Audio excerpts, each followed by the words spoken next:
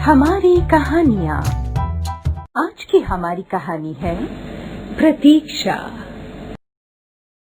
3 हफ्तों से अस्पताल में बिस्तर पर पड़ी वो सिसक रही थी।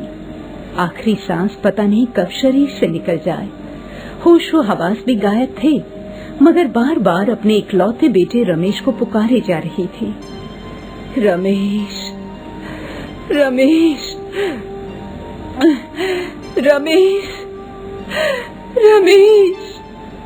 ये आवाज उसकी हर सांस के साथ बाहर आ रही थी कि तभी मैंने उठाकर रमेश को फोन किया और बोला, बेटा अपनी माँ के अंतिम दर्शन तो आकर कर ले।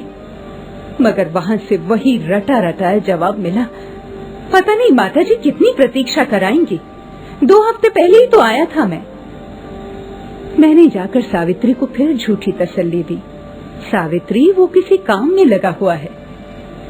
मगर उसने फौरन मेरे चेहरे को देखते हुए मेरा झूठ पकड़ लिया।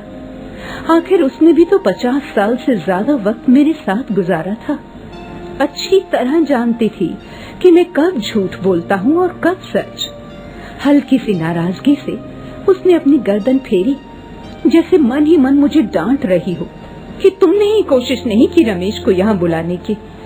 मेरा अंतिम समय आया है और मैं अपने बेटे को एक झलक देख भी नहीं सकती। मैं तो जैसे अतीत में खो गया था। एकदम वो वक्त याद आया जब हमारी शादी को सिर्फ 6 महीने हुए थे और रमेश ने सावित्री के पेट में हाथ पैर मारने शुरू किए। कितने प्यार से वो अपने पेट को सहलाती थी। लगता था कि उसका बेटा उसके स्पर्श को महसूस कर रहा है पेट में। उसकी बात समझकर शांत हो गया हो। मुझे आज भी याद है वो कितने गर्व से मुझसे कहती थी, देखो मेरा मुन्ना मेरे बात को कितना समझता है और एक आप हो कि मुझे समझते ही नहीं। उस वक्त मैंने उसे मजाक में कहा था, सावित्री बुढ़ापे में मैं ही तुम्हारे काम आऊंगा, मैं तुम्हारा सहारा बनूंगा, ये बेटा नहीं बनेगा, समझी? लेकिन उस वक्त सावित्री ने मेरी एक नहीं सुनी। आखिर माँ का रिश्ता भी तो ऐसा ही होता है। माँ का दिल आखिर माँ का दिल ही होता है। दुनिया में औलाद से ज्यादा अच्छी चीज उसे कोई भी नहीं लगती। उसी प्रेगनेंसी के दौरान अपने पेट को सहला सहला कर बच्चों जैसी बातें किया करती थी मुझसे। कितनी बेसब्री से वो अपने होने वाले बच्चे का इंतजार करती रहती थी। मुझे याद है जब उसके महीने पूरे हुए तो उसने मुझसे खुशी से कहा था, जल्दी जाकर दाई को बुलाओ। तो मैंने हंसकर कहा था, इंतजार तो करो सावित्री थोड़ा सा। और आज उसकी इन बूढ़ी आंखों में वही 50 साल पुराना इंतजार दिखाई दे रहा था अपने इकलौते बेटे रमेश के लिए। जब रमेश के पैदा होने का समय आया था तो किस तरह प्रसव पीड़ा से तड़पी थी सावित्री। मुझे आज भी याद है उस वक्त मेरी आंखों में सिर्फ और सिर्फ आंसू थे। इतनी पीड़ा को सहकर तड़प तड़प कर उसने रमेश को जन्म दिया। 9 महीने उसे अपने पेट में रखा। जैसे ही दाई ने रमेश को सावित्री की गोद में लिटाया तो जैसे उसके चेहरे से दर्द के सभी भाव जाने कहां गायब हो गए। खुशी के भावों में उसका चेहरा ऐसा चमक उठा जैसे चांद की लालिमा। लगता ही नहीं था ये वही सावित्री है जो चंद लम्हा पहले प्रसव पीड़ा से तड़प रही थी।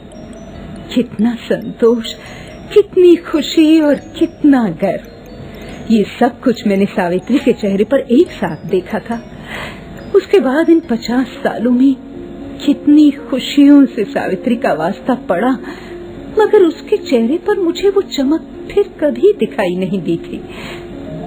अचानक फिर सावित्री के कराने की आवाज तेज हुई, रमेश, बेटा रमेश, जल्दी आओ, मेरी घड़ी समीप है। रमेश, बेटा रमेश, कहाँ हो तुम? एक पल के लिए अपना चेहरा दिखा जाओ। 50 साल का इंतजार करने के बाद अब मेरा जाने का वक्त आ गया है बेटे। एक पल के लिए अपनी माँ से मिलने आ जा। सावित्री के चेहरे पर दर्द साफ झलक रहा था। एक दर्द बीमारी का और दूसरा दर्द बेटे की जुदाई का। धीरे धीरे उसकी कराहना और तेज होती गई। मैं घबराकर डॉक्टर को बुलाने के लिए रूम से निकला कि तभी सामने से रमेश को आता देखा। माँ कहकर वो सावित्री की तरफ बढ़ा और फिर रोने लग गया। मैंने मुड़कर देखा,